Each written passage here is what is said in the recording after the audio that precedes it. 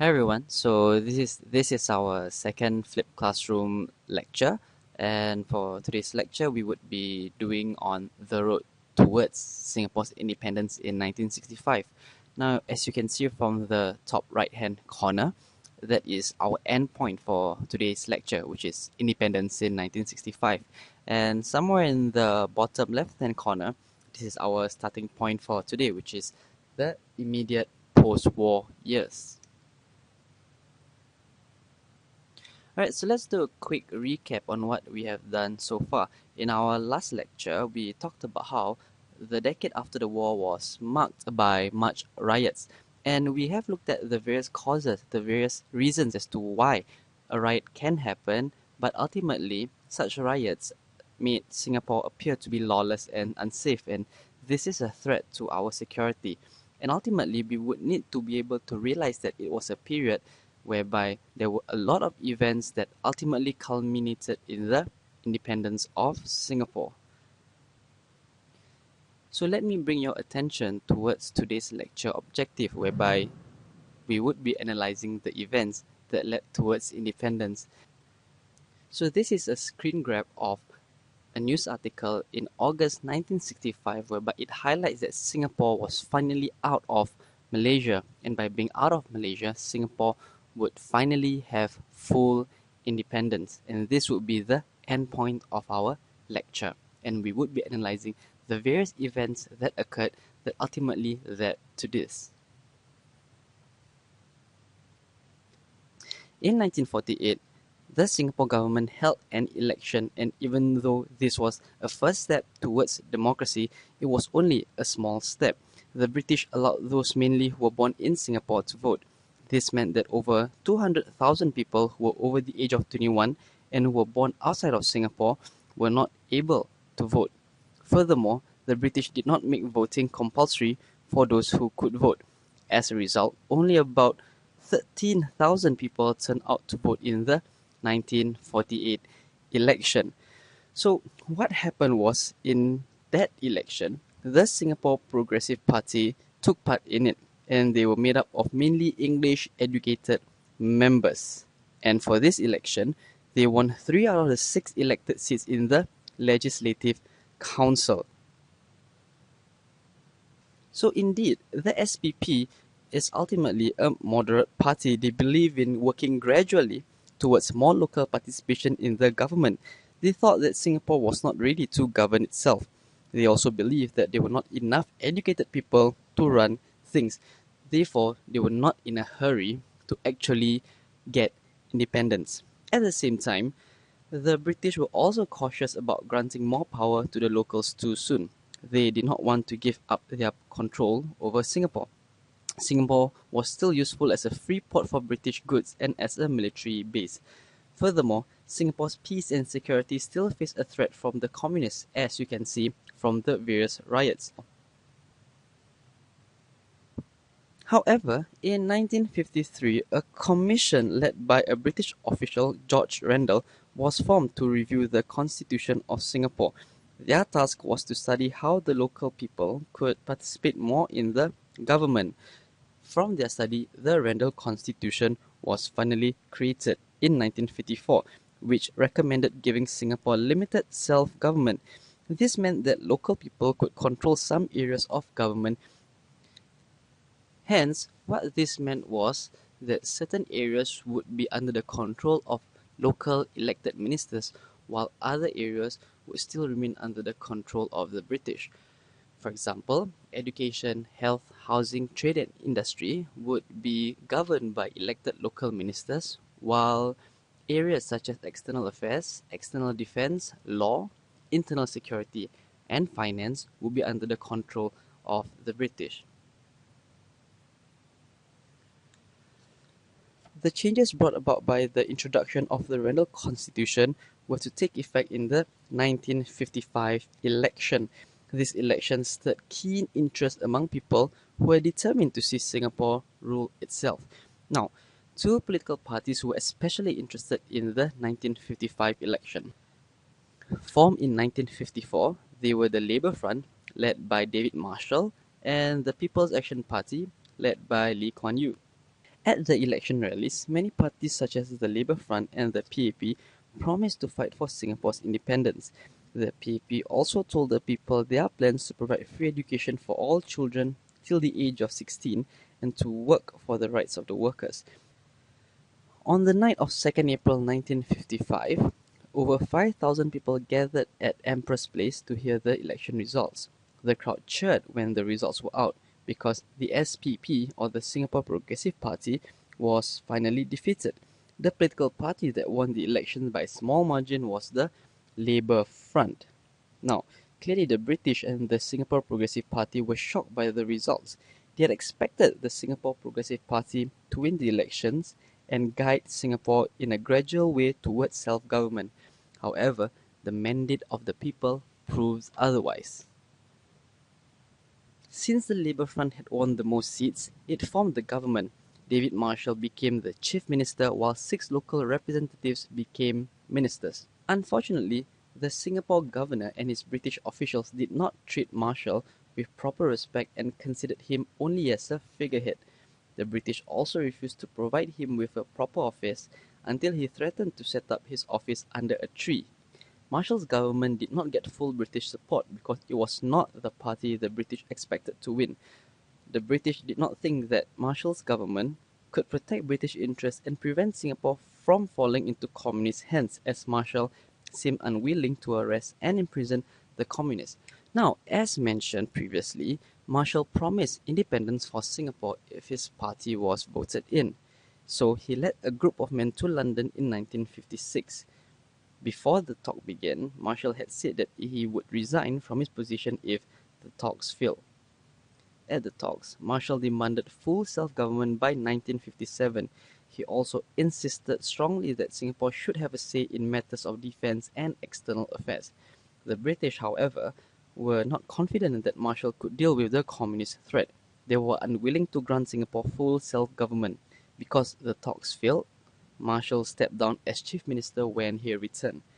After his resignation, Lim Yew Hock, the second most important leader of the Labour Front, became the next chief minister. Between 1955 and 1956, the communist and pro-communist leaders in the trade unions and Chinese schools were very active.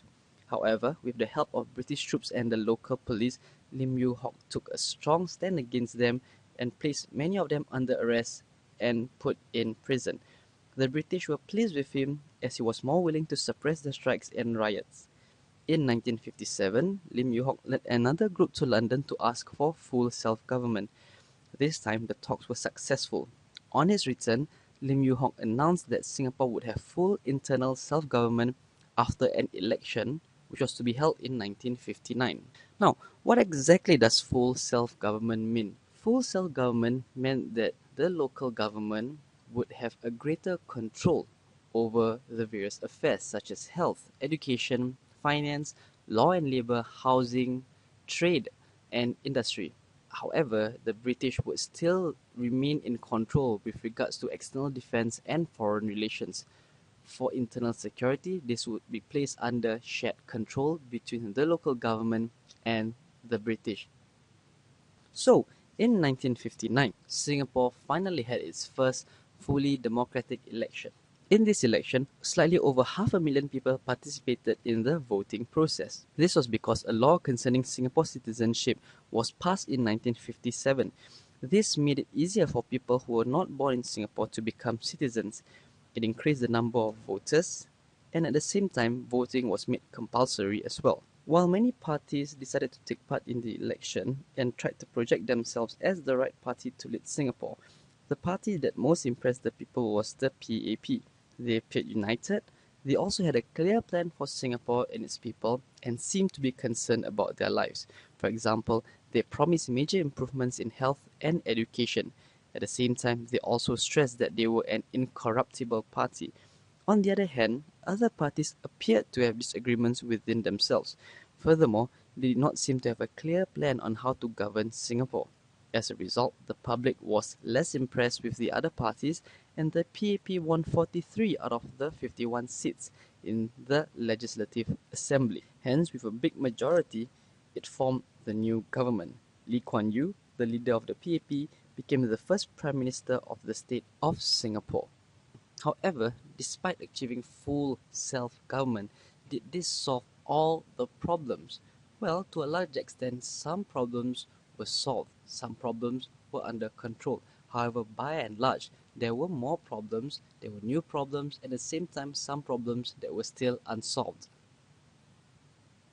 Thus, a possible solution to the problems was to merge with Malaya. This is because some of the problems we faced included economic reasons, security reasons, and political reasons as well. Thus, due to these problems, merger was seen to be a viable solution. Now, what exactly are these reasons? One key problem was unemployment and a lack of trade. Thus, the Singapore government felt that the best way to solve the unemployment problem was to join or merge with Malaya. Although new industries were started in Singapore, not all goods produced by these industries could be sold in a small market like Singapore. A bigger market was needed, and Malaya could be that market. However, since Malaya had become independent in 1957, the Malayan government had introduced taxes and tariffs on goods traded between Singapore and Malaya.